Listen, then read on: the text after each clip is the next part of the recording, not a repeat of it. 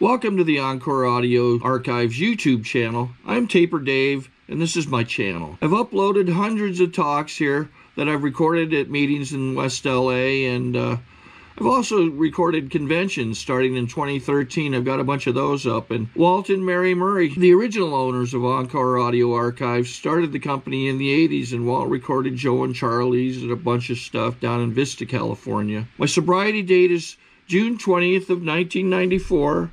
I hope you find something you like, so please like and subscribe to my channel and comment down below. If you want to hear something that I don't have or that you don't see, I'll see that I get it.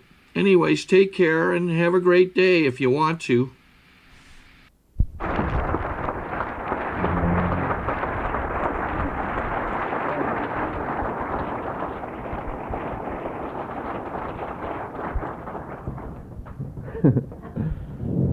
Hi, I'm John Ackerlind, an alcoholic. I am very enthusiastic about this program, and I'm very grateful for this way of life. It's really terrific.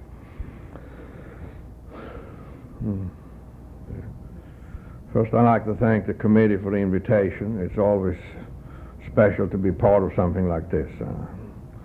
I'd like to thank Grady and Holly for picking us up at the airport and the delightful trip we had out here.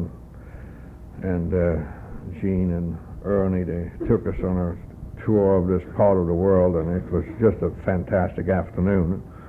And I'd like to thank you for making us feel at home right away. You're a beautiful group.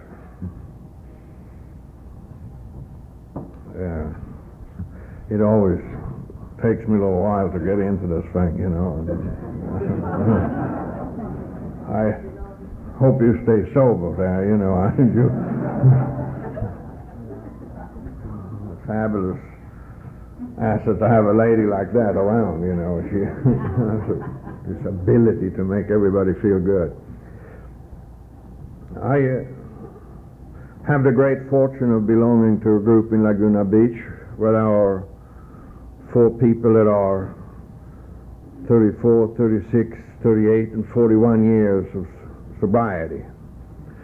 And they come every Wednesday. And you and I who are younger on the program, we owe those old-timers a lot. Because when they came into the program of Alcoholics Anonymous, this was not a sure thing.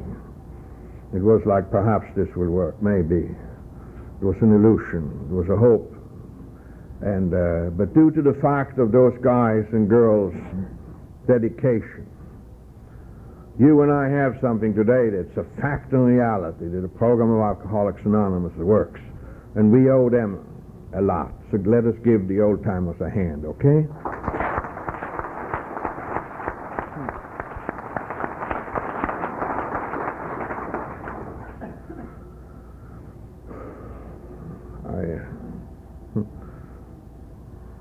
I love Ernie the attorney. I wish I had his voice right now. I always wanted to be a professional man. I mean, it gives you a little credibility, you know what I mean? There is a few people standing there in the doorways, and we have some chairs up here. I mean, I get kind of nervous, you know. It's just like if I don't like the son of a bitch, I leave, you know. And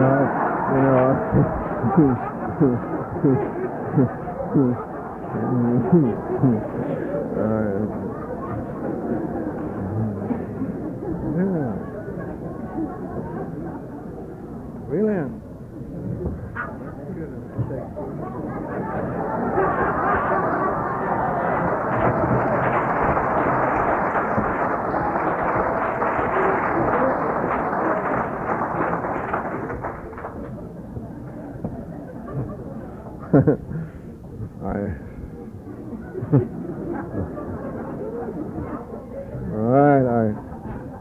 I almost feel a little bit like Al-Anon right now, you know.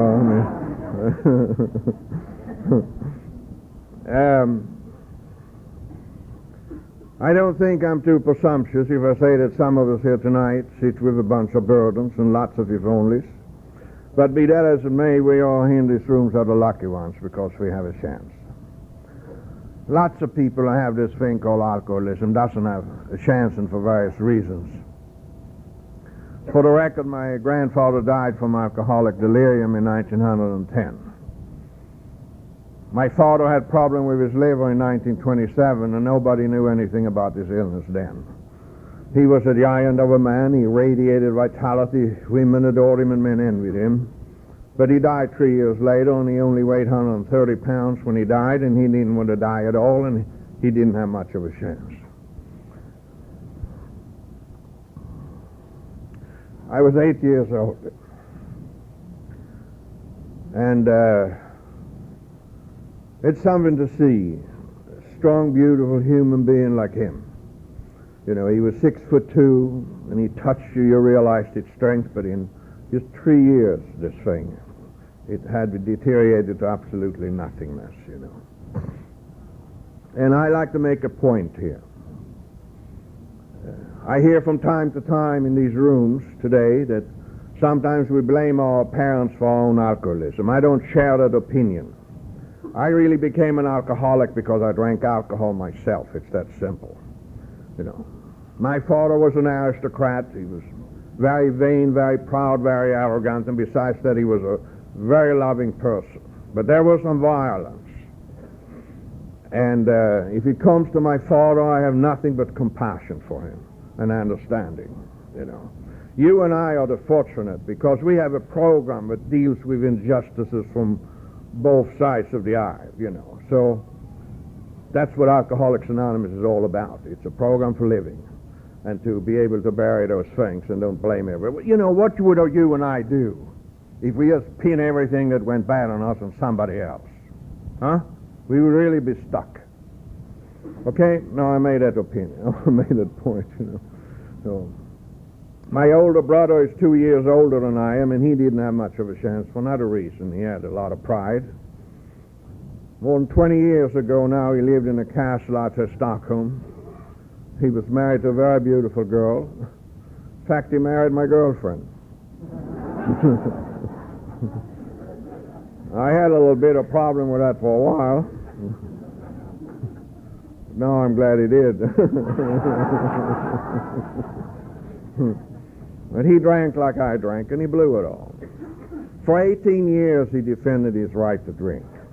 And it is something to see this insidious denial that's shown, we all have, really. You know, he was a person that made $150,000 a year, spoke 6 languages fluently, carried a Swedish flag in the Olympics on 3 occasions. For 18 years, he sat in a room that cost $15 a month, drank a fifth of whiskey every night, and just lived in the past. It's alcoholism. And he finally died last year in October from Jekyll, you know. That was him. My younger brother is 7 years younger than I am, and he had also a little bit of pride. I think 8 years ago now, he was told by his doctor he shouldn't drink alcohol anymore because there was something really wrong with his liver. He told him that for 90 days. Carl, you got to stop drinking that booze. There's something really wrong with your liver. Don't drink for 30 days. Come back and see me. And he did that 3 times, and every time he had to say the same thing. My younger brother didn't drink the way I drank, and that was all he was looking at. He has 7, 8 whiskeys before dinner, 2 kinds of wine, coffee and brandy for dessert. It's kind of elegant. Even lights a couple of candles now and then, you know. It looks just like the commercial. It's kind of bullshit, you know.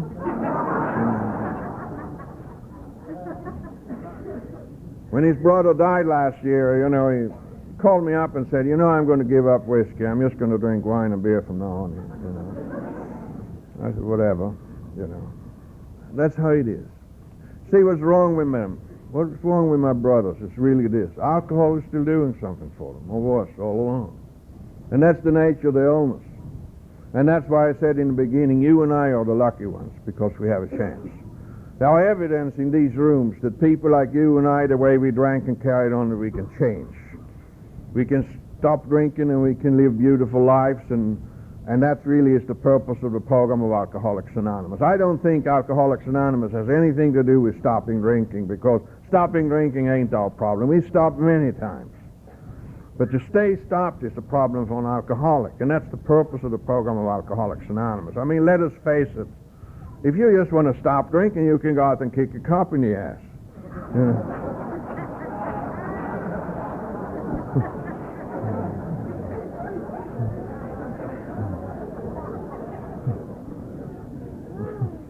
I've been told we stop for 30 days, you know.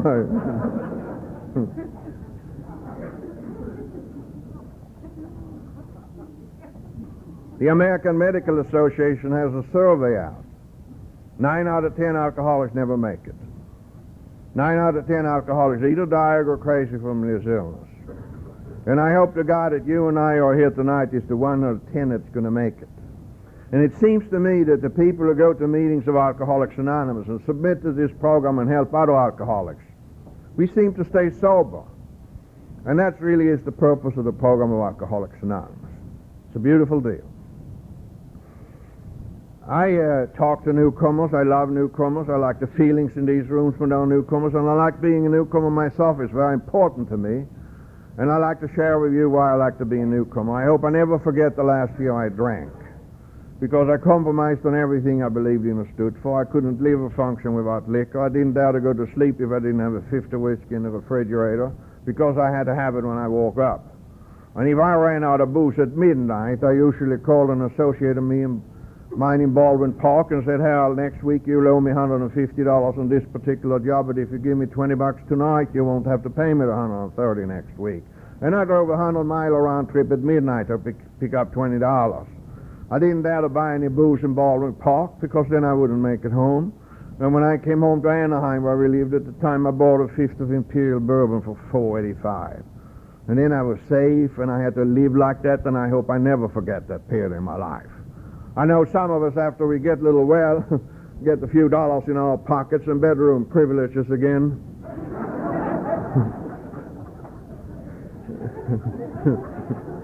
You forget how it really was. In fact, tell you the truth, my wife cut me off 6 months before I came into AA.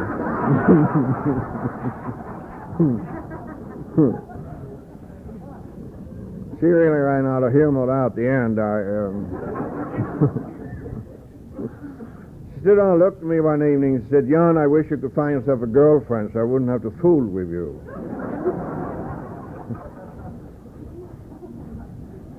She said, you take forever.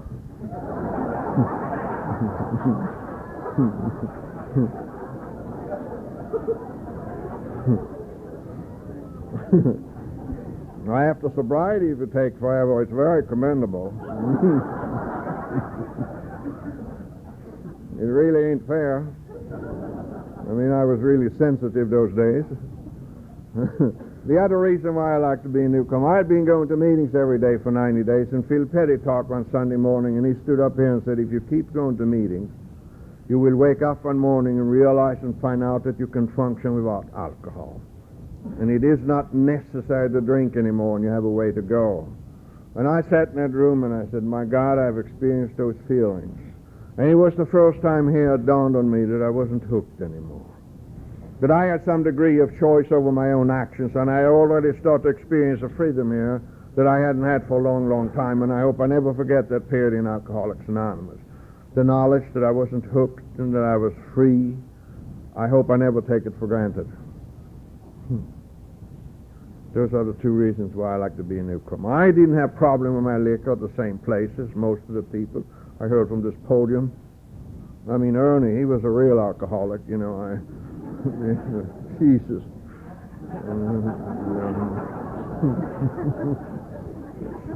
Almost embarrassing to listen to a story like that, you know.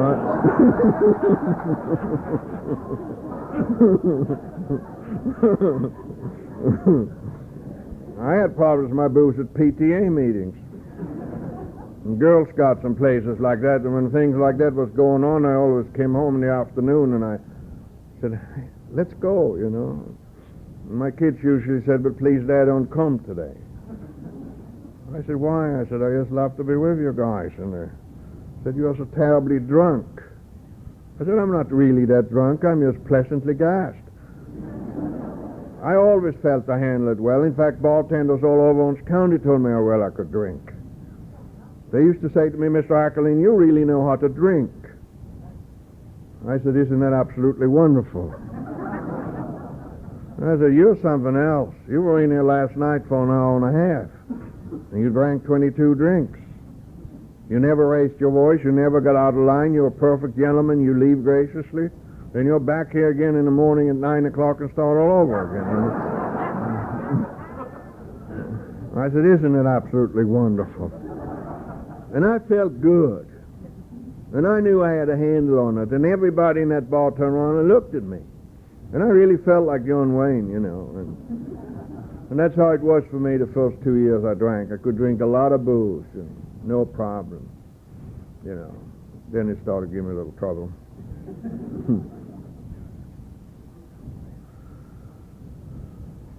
I didn't start to drink until I was 31 years old. I know it doesn't sound very promising to you right now, but, you know, I promised when my father died, I promised my grandmother I was never going to drink, so I didn't drink. And I just tell you what I was when I was a young man. When I was 19 years old, I'd gone to college a year. The war broke out. I went in the Air Force for 2.5 years. And then I went back to college after that for a year and a half, and I was selling at night, and I was trying to help my mom. It was very important to me to be the man of the house. My older brother was different. He was brilliant. He had scholarships to universities, and it was all fixed. I was different. I couldn't figure it out. My brother never even opened a book. He had A's in everything. I could study till 1 in the morning. I still failed. I couldn't figure it out. And throughout my life, I haven't been able. You know, I can be very good for a short time, and then the bottom falls out. I tell you, it really baffled me, you know, that I am so sincere, I work so hard, and regularly I have failed all my life. And I tell you what I did when I was a young man. I just faked it. I pretended I was really together. I was very noisy and opinionated, and it gave me some false courage, and that's how I was when I was young. And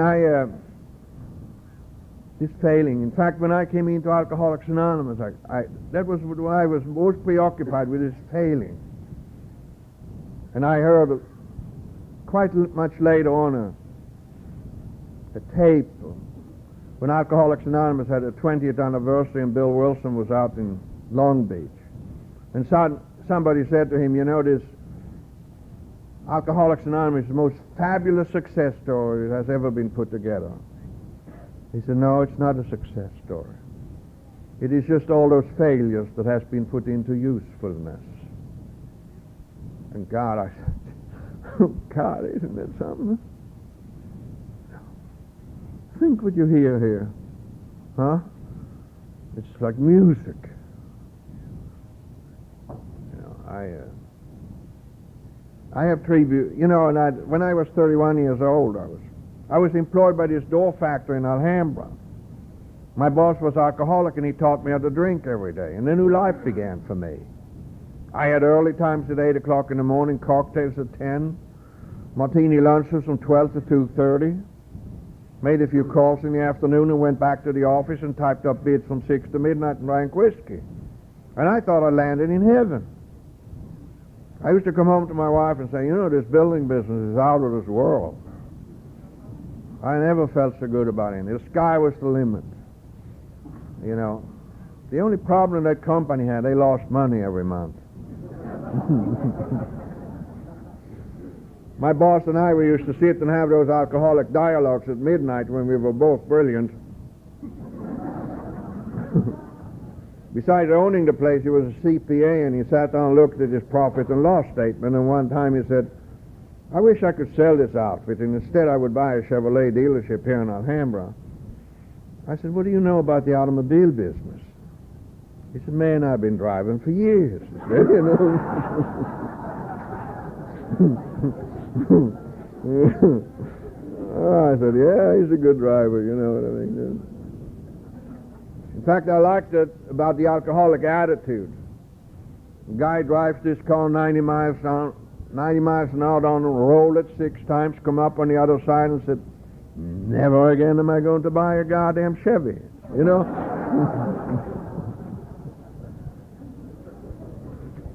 When I had been at that place, however, for a year, I had sold so many doors they couldn't pay me my commission, so they gave me 1/3 of the stock of the company. So now I own the place. Now when you own a place, you're general manager, sales manager, and truck driver. You know, you do everything. I worked 7 days a week, 16, 18 hours a day, and I drank a 50 whiskey or more every day, right off the bat. I tell you, I had got a big contract with American Housing Guild in San Diego. I used to come home at 3:30 in the morning to Coronado Mall, where we lived down there on the way to San Diego. And I had a 2.5-ton truck that had 400 door openings on the back, and 3:30 in the morning I came down there, our little home in Coronado Mall, and Karin had a hot bath ready for me, and I came in down, slid in the tub, you know, and lit a candle and inhaled, you know, and you know. And I thought it was really cool, you know. I mean, Jesus, come home 3:30 in the morning, no beef, you know, and she came in there with a pitcher of martinis and sat down to John and drank martinis with me, you know. I mean, ain't that something? I mean, we were just 2 young kids, really, you know, and I laid back there, you know, like another pasha, you know, and spit out the pimento, you know, you know, and I said, you know, I'm just a little immigrant, and I own the goddamn place, you know.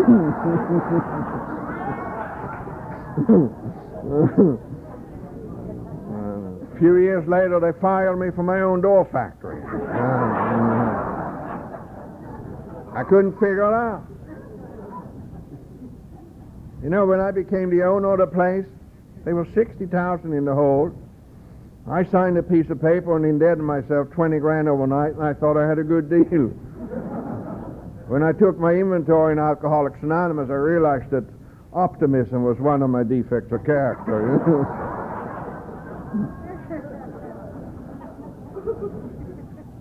I had 3 beautiful girls and a son.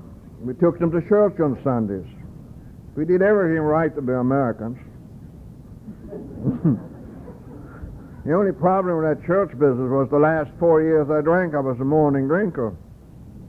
And she usually inspected me there in the morning before we should leave, and many times she just looked at me and said, not today. And it hurt my feelings when she took off down the street with the kids in the car, and I had to stand there in the corner at home, so sometimes I ran down the block after her, screaming and hollering, you know. My neighbors were outside talking about the lawn problem, and here I came running by, you know, and sometimes I was strangely clad.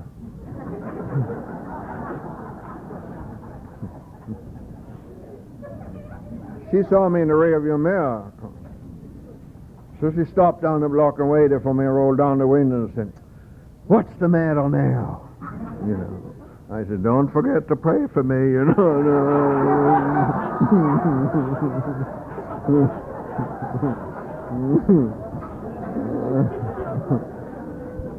And when I got there, I didn't feel like I belonged. Oh, God, I tried. I sat down, looked sincere, and hummed a lot, you know. I could take the sermon for about 20 minutes. 20 minutes max, you know. That was it, you know. And then I had to have a drink, you know. So 20 minutes into sermon, I thought, screw them all, you know. They are just a bunch of hypocrites. So then I went home and got drunk, you know. I can't tell you how many times I was drunk in that Congregational Church in Anaheim, but it was incredible. 2 years later, it had progressed a little bit. One week she said, let us try the Episcopalian Church next Sunday. Of course, the Congregational certainly doesn't do the job, and I said, it sounds terrific. She said, yeah, they have very colorful costumes down. They sing a lot, and you like music, it might hit you. I'd been drinking till 5 that morning. I still had a shakes when I woke up, so I went out in the kitchen and drank a little codeine cough medicine and 2 shots of bourbon to stop the shakes, tightened my belt, and walked on with small steps. Tried to look effective and passed inspection and came to church. The only thing I can say to you, the routine in the Episcopalian church, it really ain't for drunks. It's a very busy place, you know. I mean, they get up and down and kneel and pray and sit and stand and sing.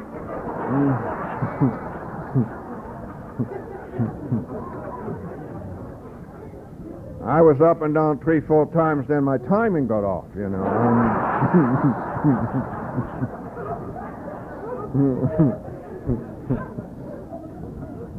When they sat down, I stood up. In Sweden, when we don't know the words, we sing tra-la-la. I had a couple of solos there all by myself.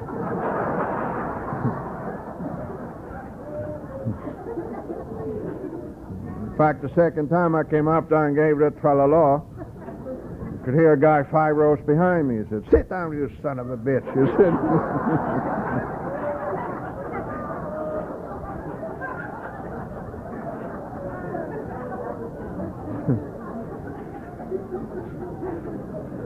Third time down praying, I couldn't get up again, you know. I clung to that bench. I tried every trick in the book I knew to get up and couldn't make it. Tried it sideways and backwards, forward. Even tried to roll up.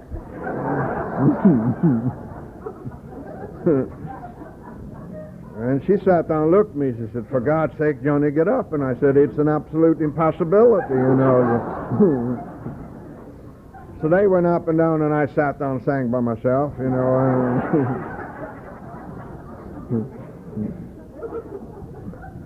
Next time I looked behind me, they were all done praying. Here's this guy in the row behind me. He's laying down on his knees with his chin in his hand, and he mumbled. He looked real serious, and he looked right at me. And I sat down on the floor and stared at him, you know. Sometimes you look at the guy you focus in and you lock and you can't move, you know. He stared at me and I stared at him. And then I thought I better look a little casual, so I winked my eye to him.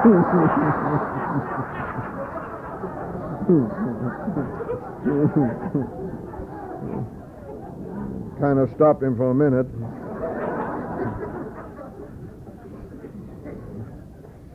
So we didn't go back to the Episcopalian church.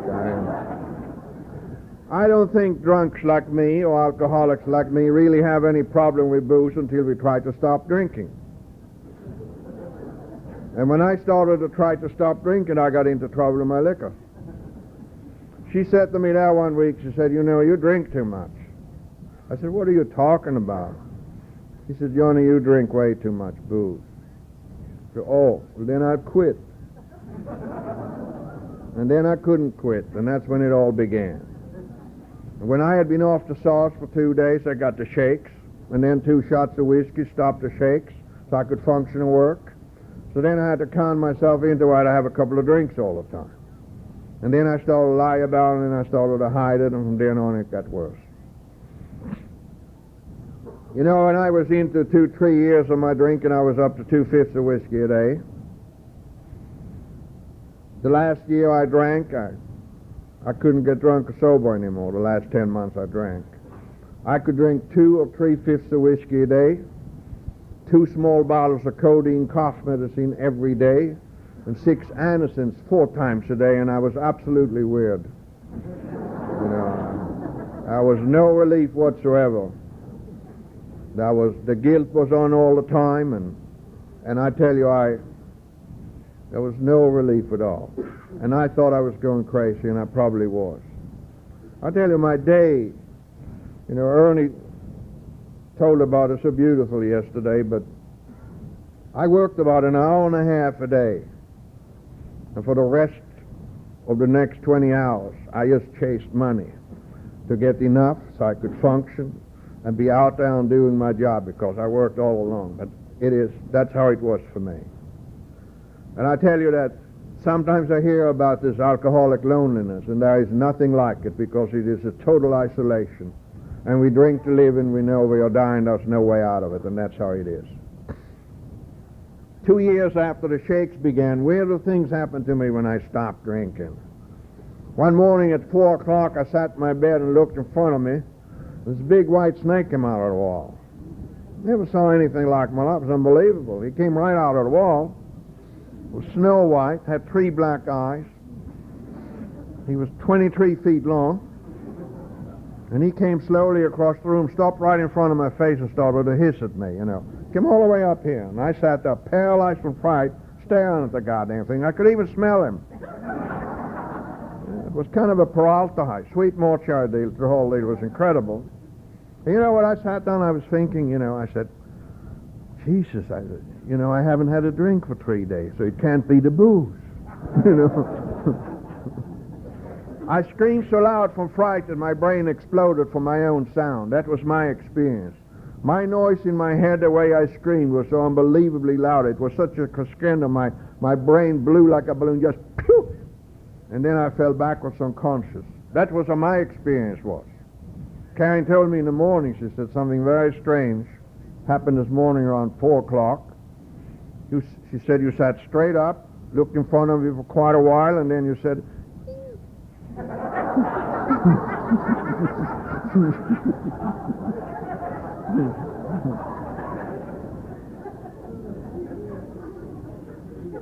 it really is a trip and a half, huh? One old morning she almost had me. I woke up and my bed was wet. It's the most humiliating time in my drink career up to then. And I lay down and I thought, it has finally happened. What can I say to this? And she was standing there in front of the bed and looking at me with those cold Allen eyes. Those little bitty ones. The dialogue was terrific. She stood down and looked at me. She said, well?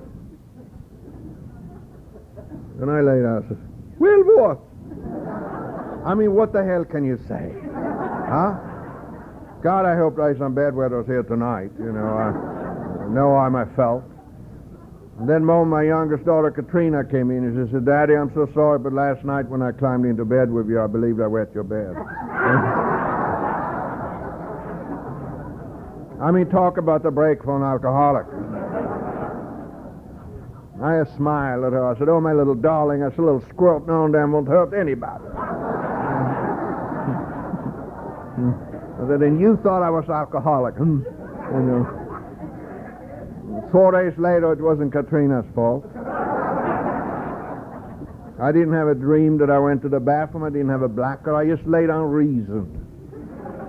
I said, out to hell with it. If she can do it, I can do it.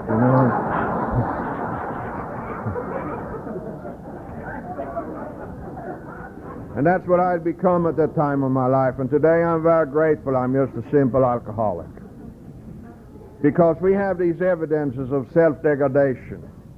And I believe this, that God will let us see how we really are later on. And perhaps then there will be enough panic in us that we seek help. And some of us will have the great fortune of finding the fellowship of Alcoholics Anonymous, a way to live. One night I made love to my wife when she wasn't even there, and that's kind of tricky. She was laying 2 feet away from me there. And she said, what are you doing over there?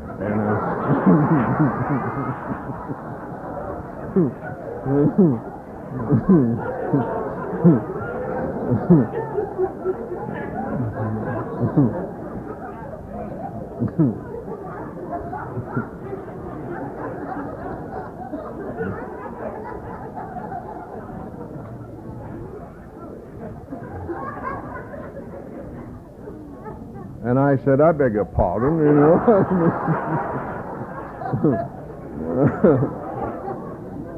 I mean, I always had a lot of class, you know what I mean? When she realized what was going on, she started to laugh at me. I started to cry because I felt it was so humiliating to laugh at the guy who was doing his best,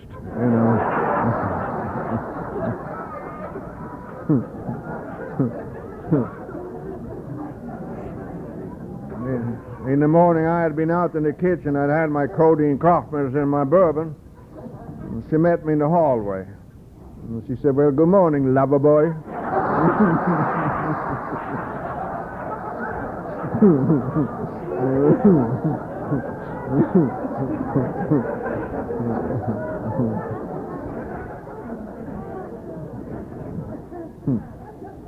And I didn't feel any pain. I just smiled at her. I said, that's the best piece I've had in a long time.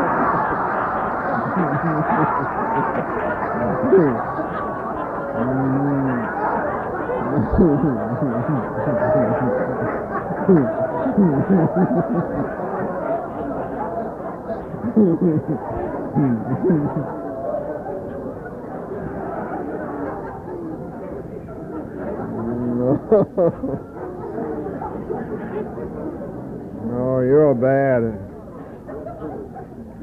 You know, needless to say, I love Laughter in Alcoholics Anonymous. To me, it is a spiritual experience. To me, it's very much part of the recovery program of Alcoholics Anonymous. Anything or every little thing that you and I have laughed a little bit about tonight was absolutely the deepest tragedy when it happened. And when you and I, in this manner of identification, when it comes to this insanity, when it comes to this denial, can laugh about the whole mess, it makes it possible for us to forgive ourselves and change. And it is very much part of the recovery program of Alcoholics Anonymous. Okay?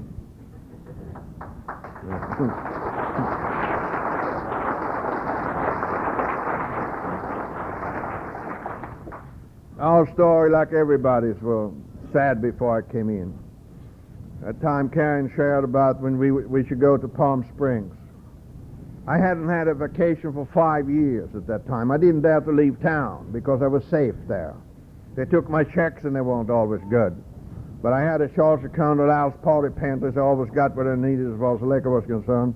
And that morning we should leave. I just panicked and I drank a fifth before we drove and drove 80, 90 miles an hour. Palm Springs. Children were crying. She was hysterical and I had to get there while it lasted. And she was convinced that it was my way of telling her I didn't love her anymore and wanted out of it and didn't know how to say it. The second day there, she just locked herself in the bathroom and said, I can't live like this any longer. And she drank 100 aspirin down and said, I'm going to commit suicide. And I laid on that bed praying to God, hoping she was going to die so she didn't have to be with me anymore.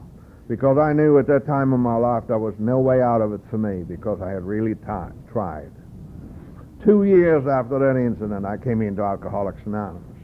And you can draw your own conclusions how to year were and my guilt connected with it. It was the same year they fired me from my door factory. And I tell you how my attitude or how my thinking was at that time of my life, how sick I was. When they came, I knew that it was my means of income. You know, I have 4 beautiful kids and my wife, and they came with this document and said, sign it. You know, how you signed it? I said, now I don't have this goddamn headache. Now I can just drink and be happy. You know, and that's how sad it is. You know.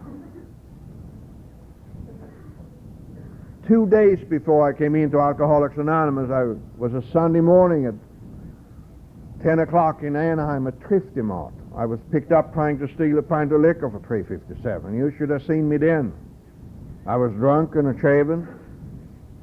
I hadn't been able to get drunk or sober for 10 months. I weighed 246 pounds. I couldn't even defend myself. And I just stood on and whimpered, it can't be me. Look where I came from. And I was brought up in a beautiful family under the most favorable circumstances. But that morning in Anaheim, I looked exactly like a person who has to steal a pint of liquor to live. I had an ultimatum that night to get off the sauce or else, and I got off the sauce. My boss then, a few days prior, had said to me, don't go in and see this developer you've been drinking. He doesn't want to have a whiskey breath in his office anymore. And things were crowding me from all sides. The next day, the first call I made, I came into a developer's office, and the secretary there said, I saw you in the market yesterday. And let's face it, I'm glib. I can talk myself out of it. I was spiritually, but I didn't even bother. I just said, hell, and I'd see you around. Walked out of there. I had a shakes a little bad an hour later, and I had an appointment with this other developer in the afternoon sometime. I went down to my bar in my office for 4 years to have a couple of shots I could function to see him. 2 drinks didn't do it anymore. I had 7 or 8, and then I knew I had too much, and I didn't dare to blow that job too. I sat there 2:30 in the afternoon in my car in a parking lot outside a little funky place and just wept. I said, God, what has happened to me? What has happened to us? I had the most fabulous plans. Help me and let me die soon. I just can't hack it much longer. And the next day, Karin stood down and looked at me. She said, Johnny, for years, because of the children, we have stayed together, but now because of them, we have to part. Either you go down and try that thing called Alcoholics Anonymous, or else out you go again. And that's how I came in. And I didn't think this would work either. Those last 4 years, I wasn't anything, even sacred to me, that I hadn't tried to use to stop and nothing worked. I swore on the Bible in front of my wife and kids one time. I swear to God I'm never going to drink again. You know, I had 13 years, 2 hours a day of religious education. It meant a lot to me, that vow. I said to her, I never broken my word of honor to you. And she stood on and said, you know, Sheila, your father never has. And I hadn't up till that time. And I thought, if I use this thing that means so much to me, maybe I can stop. 2 weeks later, I was drunk again. I went to that minister for counseling for every week for an hour. For 18 months, I leveled with him. He even read the big book of Alcoholics Anonymous to find out how he could best help me. And he said one time, you know, you got to ask God to help you. I said, Walter, you don't understand. God doesn't want to have anything to do with me. I've tried. You don't talk to your wife the way I talk to mine in the evenings when she corners me about my drink, because God doesn't want to have it to do with me. So what he realized after that period of time, we lacked identification. And he realized that I had to find my bottom further down. So he gave me to God. Thank God. You know, what a beautiful man he was. When he wouldn't talk to me anymore, I went to a marriage counselor, a psychologist. Spent $2,000 with this guy. There wasn't anything he said to me that my wife didn't tell me for free 3 times a day, you know.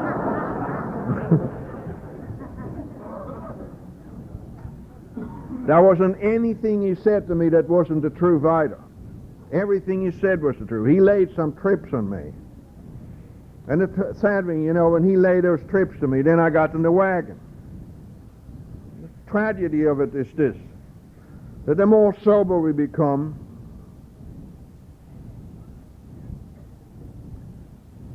the more we can see how we hurt our loved ones. And that in itself drives us back to drinking again, because that's the only way we now get out from under the guilt. That's how it is. Booze is that time in our life is not a problem. It's the solution. Life and life's terms and all those things, that's the problem for an alcoholic. And so I spent a couple of grand with this guy. There's a lot of capable people in the field of alcoholism today, and I just don't envy them, because the nature of the illness today is the same as when I came in. As long as booze is doing something for us, it's impossible for anybody talking out of using it. And that's the nature of the illness, and I said it, you and I are the lucky ones because we have a chance. You know, that's it.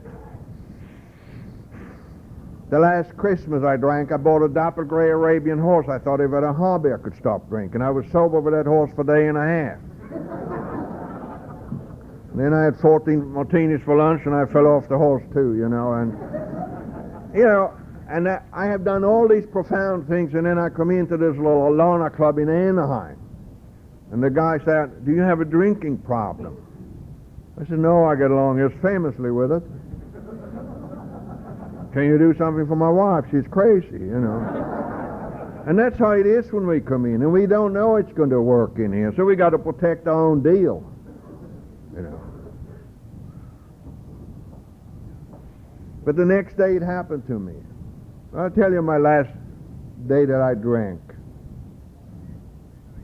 I got up in the morning about 6:30, 6:45. I had 2 shots of Cody and cough medicine and 2 shots of bourbon. Brushed my teeth. Got out in my car. I had a pint of Seagull 7 under the seat. Drove down to the Alana Club in Anaheim, and I said, call her and tell her I'm here. And she called and Karin and said, he's here. I said, well, what did she say? And she said, that's good. And, oh, wow, you know.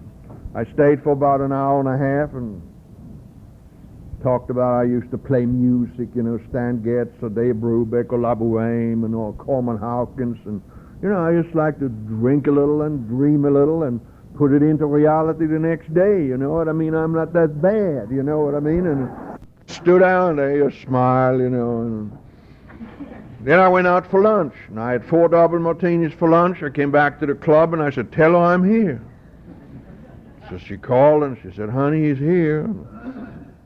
I said, what did you say this time? She said, that's good. And I thought, why haven't I thought of this before? You know, I finally got off my back, you know what I mean? And I should just leave that Alona Club that afternoon and buy a fifth and go home and say I've been to 2 AA meetings today to tell her how sincere I was. And there stood my sponsor-to-be, Charlie Vick, and he said, come home with me and let us talk. And we sat in his patio and he told me his story. And that's what I think is important in Alcoholics Anonymous. One drunk talking to another, and the identification between the two. And when he was through with his story, I realized that he was worse than I was, and he depended more than I did on it, and he was sober. And I said, you were that bad and you can stay off the sauce? And he said, yeah. I knew he was telling the truth, but I tried to wiggle out of it one more time. I said, Charlie, you don't understand. Every time I stop drinking, I get the shakes and weird things happens to me. He said, Johnny, you will only shake for 4 or 5 days, and then you never have to shake again as long as you live, and I didn't know that. I sat down, I thought, what information this guy is coming up with here, you know. Then he told me about the disease of alcoholism. He called it an allergy of the body coupled with the obsession of the mind, and he said the first drink is a mental one to make you comfortable. And then the body takes over and craves more booze, and you cannot control your drinking pattern or your behavior patterns. The thing started to fall in place for me a little bit. That evening I was in a meeting, and when they read portion of chapter 5 that we always read out in my ways, and I just said, please God help me today to stay sober. And it wasn't a big deal. You know, I always thought a spiritual experience would be something like, kaboom! Yes, John, what can I do for you? You know what I mean? But it wasn't like that at all. It was merely a feeling, and my thoughts were these, that perhaps after all this day's away from me too. I came home that night and said to Karin, I said, it happened to me tonight. I don't have to drink anymore. And she did say, your eyes look different. And I haven't had to drink alcohol or any codeine cough medicine or strange pills or funny cigarettes since that day, and it's in about 22 days from now, I will be 24 years sober, you know. Yeah.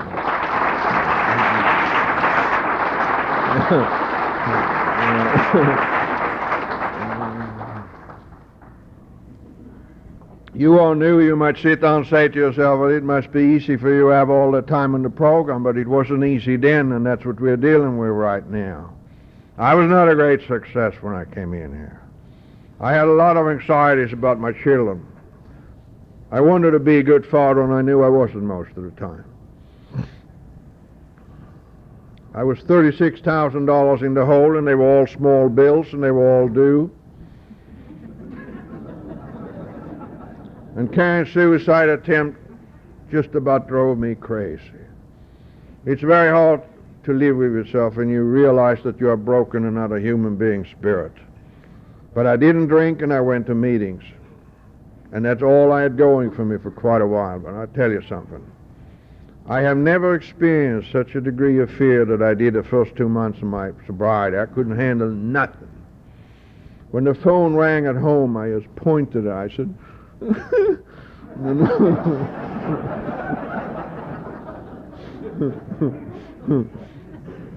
and I split and hid in a closet. You know, I had 3-piece Brooks butter suit on, and I sat on the floor in my closet. I just wept. I couldn't handle nothing. I had about 10 days of sobriety. I blurted out in a meeting, and I said, you guys don't understand. I feel so goddamn guilty. And an old timer there said, the reason you feel so guilty is because you're guilty. You know,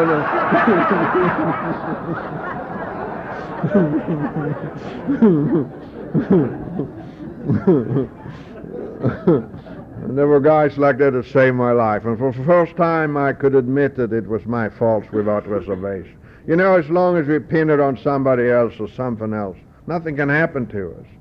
But I just came to the conclusion whatever they had done or she had done or said, I drove them to it. When I took it on that basis, I was free. But when that meeting closed that night, it was probably the most crucial time for me here, because I felt trapped. I felt I was in a corner I couldn't get out of. I actually regretted that I had copped out and admitted it was my fault.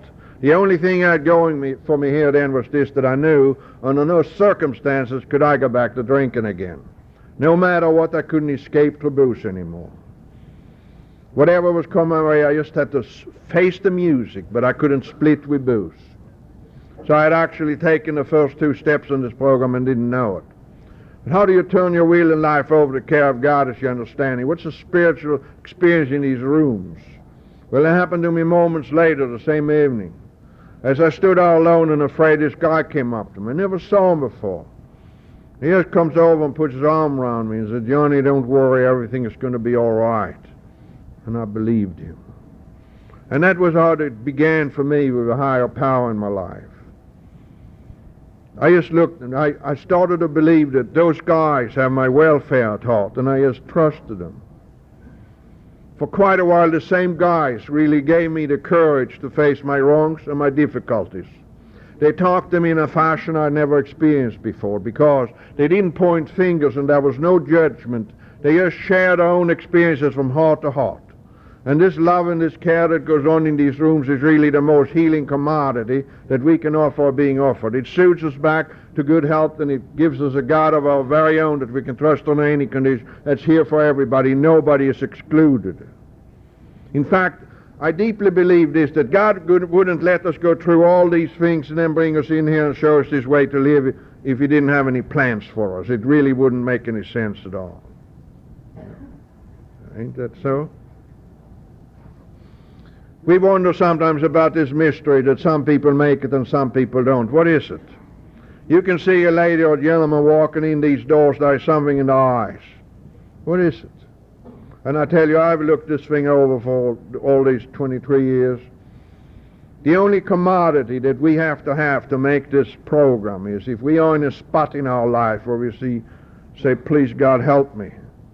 And if the God business makes it nervous, like I was nervous about God, if we are just in a spot where we say, please help me, it's all that's necessary to make this program. But if there is any degree of arrogance in us that we're going to prove that we can do it on our own, it seems like we have to get hurt some further. And why it's so necessary that we should do this alone when we do it so well together, and that's what this thing is all about, you know. Karin didn't believe that I was going to stay sober when I came in. I had disappointed her so many times that she really didn't believe it. In fact, one time she said, you know, before you had a booze as a crutch, now you have those goddamn meetings. She said, are you that kind of a weakling, you can't stand on your own 2 feet? I said, yes, I am that kind of a weakling. And she said, where you going? I said, I'm going to a meeting because I don't want to get drunk anymore. And it was the time when she realized that I was not on the wagon. Something had happened to me. And then she joined the program of Al-Anon, and it has really been a fabulous love affair ever since. You see, you and I are strong when we can admit weakness. That's our strength and survival here. We don't have to prove nothing anymore because this is bigger than all of us. That's why we have the ABCs in chapter 5. It says, God could and would if He was sought. It's a beautiful thing. We wonder sometimes, how can I wipe out that wreckage? Has nothing to do with intentions, promises, gifts. We can't bribe them no more. You know, doesn't matter how many good things you and I do. When we come home drunk, it's all canceled out. The only amends we can make to ourselves and our loved ones is to stay off the booze a day at a time. The rest of the program will follow little by little, but we got to start somewhere. You know, it doesn't matter what happens all day long. I tell you, as far as I'm concerned, it is worthwhile to fight for sobriety. There isn't anything I've had in my life that has any degree of quality that I haven't had to work hard for. You know, I don't care what you and I go through during the day, but when you and I go to bed at night, yeah, but I didn't drink today. It's the biggest deal there is. I had an obsession to drink for 4.5 years, but I didn't drink, and I'd like to share that with you. I said in a meeting one time, you know, I have an obsession to drink. And the guy shot me down. He said, well, then you don't have God in your life. You have no spiritual program. And I thought I did. I tell you, I was ashamed. I didn't bring it up until I was 12 years sober again. And I was really lonely about that thing, you know. I really felt. But I tell you, I got a strong higher power because of it. I came to the conclusion, I made a deal. I said, my business is to stay away from the first drink one day at a time. That's my business. And then God will remove the obsession and my anxieties on His time and His terms. I even went down on my knees and I said, please God, help remove this obsession or these anxieties. And I expected and anticipated that He was going to remove it completely. But that really didn't happen that way. So then I thought, He will remove enough of the obsession and enough of the anxiety that I don't have to drink today. And that's a different ball game. I mean, wouldn't that be something if you and I say, please remove this obsession? And He just removes it, you know. You know, I mean, it's a hell of a deal, ain't it, huh? But what are you going to do when, oh, so He wants me to drink again, huh? You know, I tell you, your business and my business is to stay away from the first drink one day at a time. That's our business. And then God will remove the obsession in His time and His terms. You and I can con ourselves when we are in a bad spot. When we come to that, what's the use? You know, we can con ourselves. If I don't get the goddamn drink right now, I'm going to go crazy. I even believe this. If I didn't take the first drink, God was going to help me so I didn't go crazy.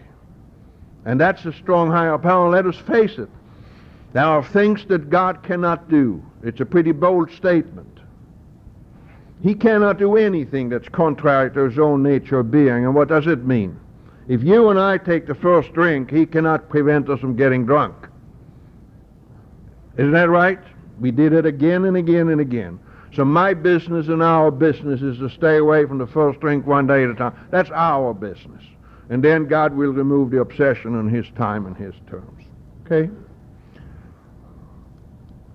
I know there are some that don't like particularly that statement, but that's how it is. You want to stay sober. Right, Ernie? Yeah, okay.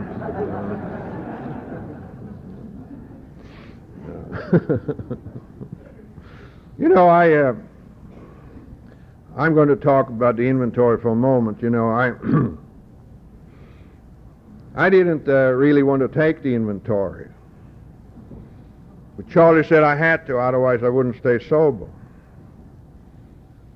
And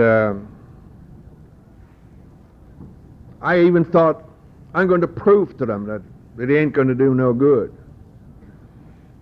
So I kind of, in spite of it, I'm going to prove that it won't make a goddamn bit of difference, you know. So I took my inventory, and something happened after I'd given it away. And if there's anybody here sitting wondering about whether you should take your inventory or not, I can give you a little hand. There's a long form and a short form, right? First, write down the 4 things you have decided not to tell anybody, even under severe torture. You know. It'll save you 62 pages of writing, you know.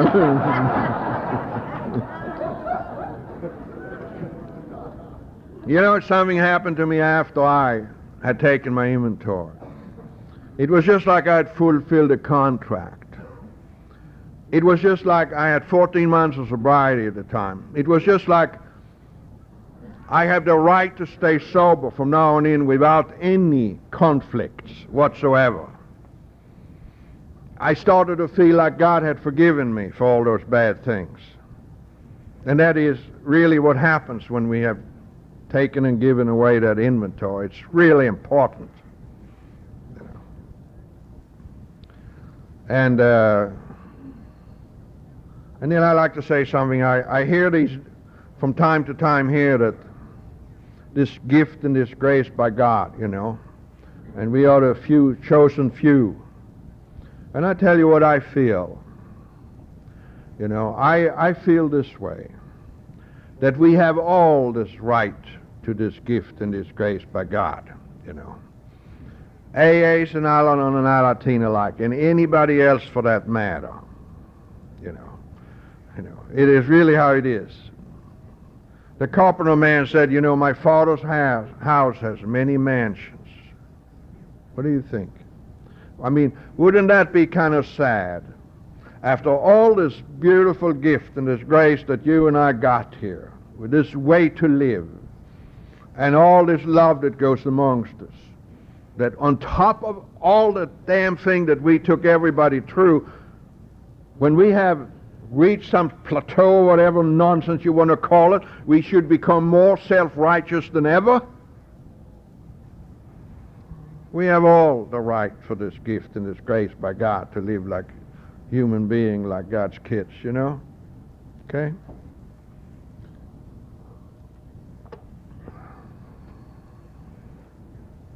Then resentments. I tell you, I'm going to get off pretty soon. Is it okay that I talk 10 minutes more? Huh? Is that all? Oh, I saw a couple of guys really looked mad. I know, you ain't supposed to go overtime in AA. It drives those old timers crazy, I have a friend in Glendale. His name is Bob Lemke. He's a full-blooded German, and I had a little problem with the Germans during the war, you know what I mean? I knew this guy for 4 years, and I realized I loved him. It's quite a deal. He even talks funny. I mean, he was born in this country, but has more of an accent than I have. I can't figure it out. Must practice every night, For 15 years, he has invited me to Glendale to talk. Mind you, he invites me over there. He's my host. Come up here and share his birthday, and I talk, But he's one of these staunch old-timers that you don't save any souls after 10, that type. It's 10 o'clock, and I had a minute and a half to wrap up my story, and he sits back there, and he says, "John, for God's sake, it's 10." I said, "Lemke, this is only an AA meeting. We ain't marching into Poland tonight,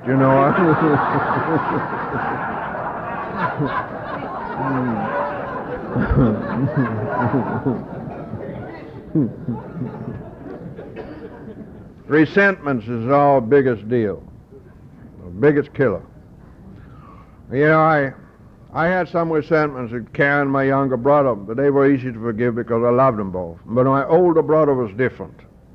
He was the cause and the reason for all my inferiority complex and all my things. I couldn't figure out our relationship. He hated me with a passion. I just wanted him to tolerate me. I couldn't figure it out.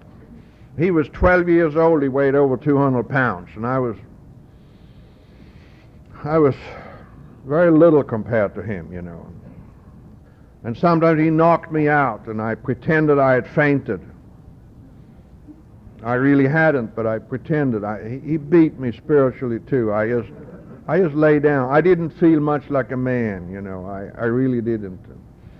And he also dumb so the devil laughs at you. I had no confidence in myself at all. When I was 13 years old, he drowned me. We were out in the ocean in Sweden. I was 15 feet depth, and he grabbed me by the hair, and he held me under until I drowned. I even heard my father's voice talking to me from the other side. And it's a terrifying thing to drown. I was just suspended underwater. And I came to, he had dragged me up on the sun deck there, And then sitting here in AA, they said I'd forgive my resentment. I said, how can I forgive this guy? I mean, all he did to me. I said, am I some sort of a second-class citizen just because I have joined his AA? You know? And then I said, give me some directions. I said, it's got to be something to this. And somebody said, you know, pray for me. I prayed. It didn't. I felt so phony. I said, oh, I forgive you. You know, I love you. It wasn't right at all. And I can't be that hypocritical guy anymore. And somebody said, try to understand your resentment. And I turned that around. And I said, why does he dislike me so much? And it was just like a clarity came to my life. You know, our Father favored me. You know, that was the whole deal between us. You know, I remember when he was 5 years old. He was obese. He was not the lap baby, you know, and my father held me and hugged me and kissed me, and I saw my brother's eyes standing there, you know, just wanted to be hugged, and I realized, Jesus, he's an introvert. He needs more love than I do. I mean, it dawned on me when I saw this whole thing, and I thought I was in the way all the time. And then I started to realize all kinds of things. All his life, my brother lived for one purpose or one reason, to get the approval of the old man, and he couldn't get it because he died when he was 9. You know, I hadn't heard from my brother, and I thought, how can I tell him how can I make amends to him in such a way that he knows that he has no problem with me? Yeah, I sat down at night and prayed to God. I said, please make a sign for me. You know, the next day I had a long letter from my brother. I haven't heard from him for 15 years. Call that what you want. And he's sitting there rattling up everything that he had achieved. You know, when he went through high school, he went to gymnastics 7 days a week. He was unbelievably obese. Took gymnastics 7 days a week. He became one of the finest athletes in Sweden. He was an officer and a gentleman. He carried the Swedish flag in the Olympics on 3 occasions. And he was doing 2 things besides that in the Olympics. And he lived in this beautiful castle outside Stockholm, just like my father grew up in. And he said, you know, when you and I talked, and I sat down, I thought, my God, he's still trying to get the approval of the old man, and he can't get it because he's gone for all these years. So I just wrote him this little note. I said, dear Bertil, if our father had been alive today, he would have taken you in his arms and said, you have succeeded beyond my greatest expectations, your loving brother John. And I haven't had a resentment since. But you know what the payoff is? I lost my inferiority complex. It's unbelievable what happens in this program when we surrender this self. You know, it is unbelievable. You know, I hear it. We've sometime in this program we reach some spiritual plateau. Personally, I don't like plateaus. A lot of people fall off these things, you know. But I like the format of the program of Alcoholics Anonymous. We share our experiences and our experiences only, and that can't offend too many.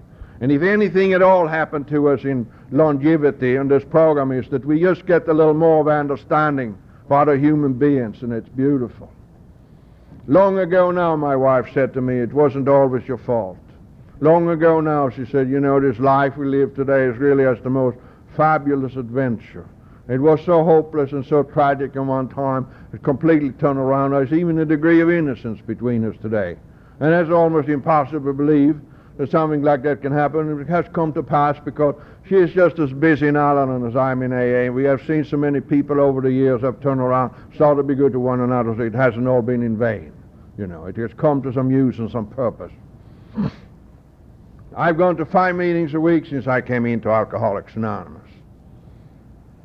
Seem to be a lot of meetings, but I have time for everything. I'm up early and I'm late to bed. I work very hard. Some people call me an AA fanatic. Tell me about it. I really live more normal than normal people do. The only difference is I'm aware of it, you know. I mean, it is pretty exciting for a drunk to live like a normal person. You know, I never time for nothing before. My two oldest girls were 13 and 10 when I came in. I played tennis with them for 10 years, twice a week. You know, ain't that something? I taught them how to ride that horse I fell off, and they had him for 10 years. I relived my youth for those two.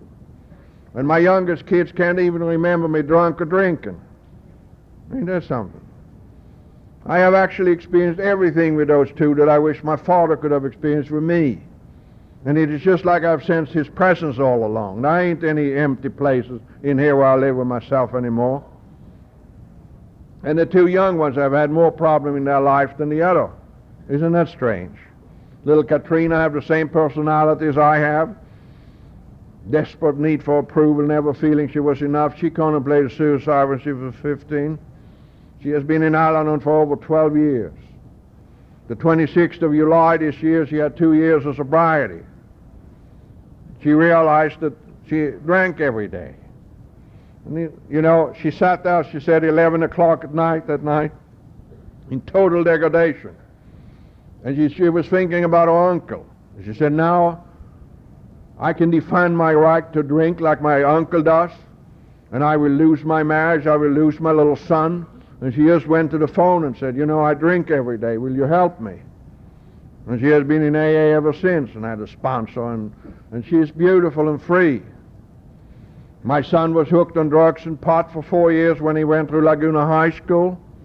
He sat up on that hill and got stoned every night from 8 to midnight.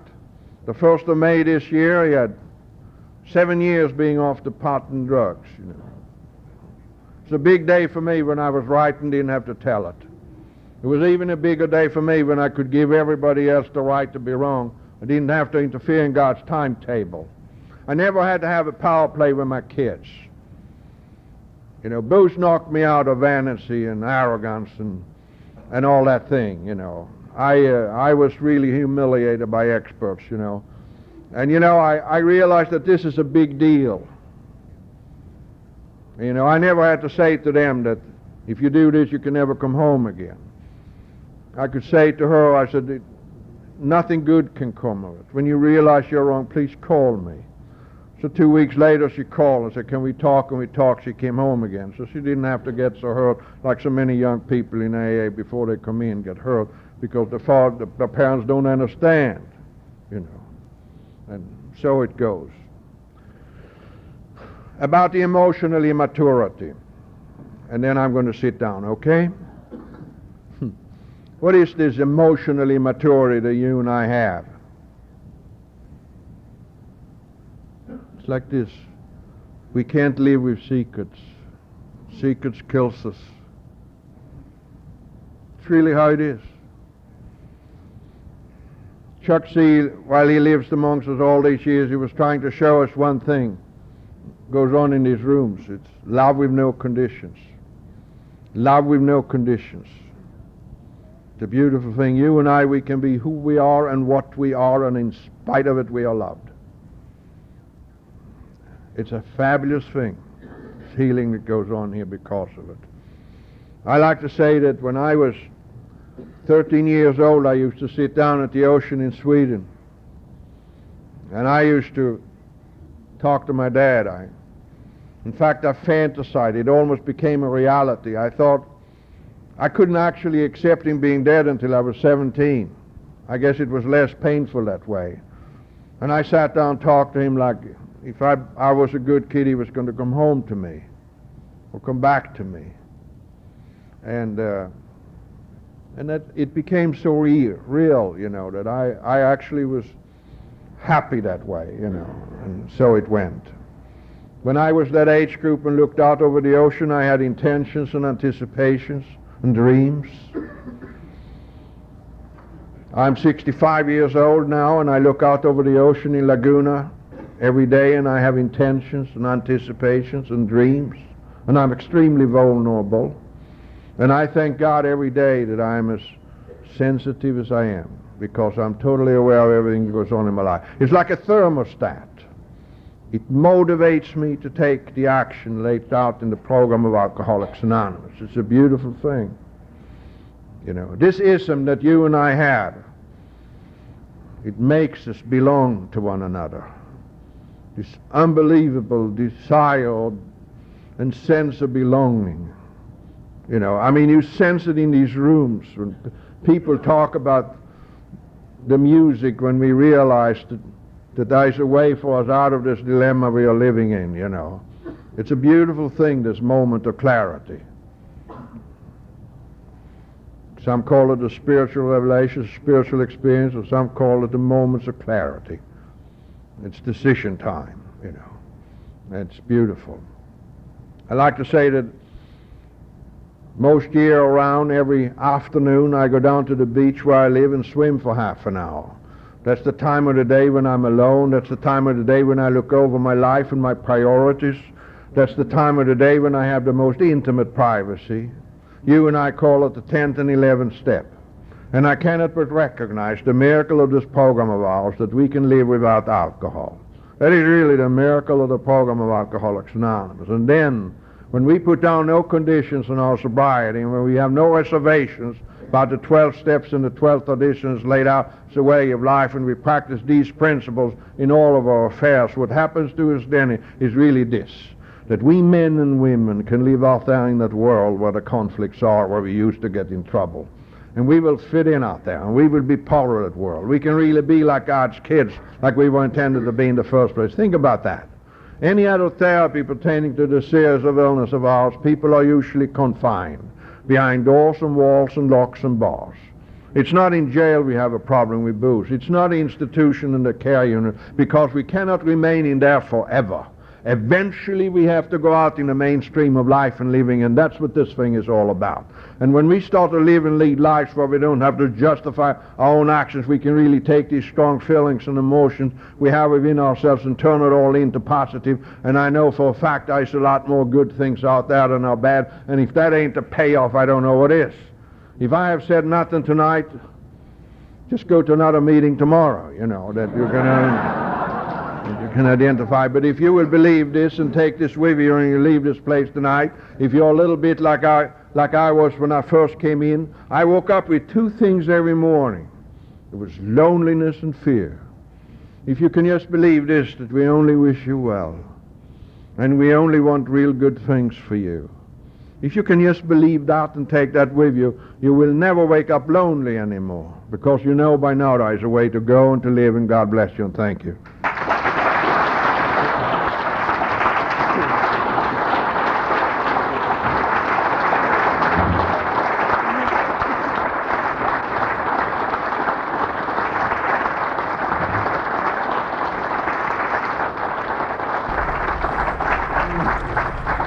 Okay, this is how I prepare my drone for launching. I like to do it inside the cab of my truck so I'm not standing outside in the weather. Right. To install the joysticks for control, up and down, right and left, powered on. I have an Android phone that I use to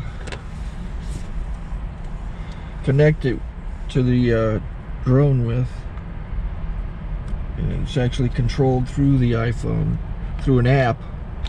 Oops, wrong way. It's actually controlled through the iPhone, or through this Android phone, through the app. It's actually controlled through the Android phone, through an app, and you connect it through this short connection right here.